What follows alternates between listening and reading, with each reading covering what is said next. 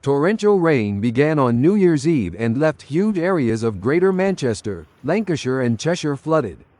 Greater Manchester Police, which declared a major incident, said it had been a time of disruption and distress, and officers were supporting displaced residents. Evacuation centers have opened in Wigan, Stockport and in Ormskirk, Lancashire, to support those who had to leave their homes. 400 residents had to be evacuated from flats at Meadow Mill in Stockport after water flooded the car park and lower floors. The rescue operation lasted 12 hours.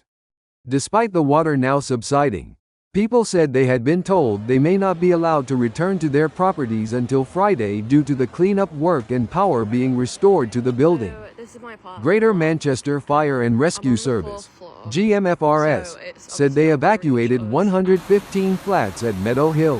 500 residents also had to be evacuated from the Britannia Hotel in West Didsbury.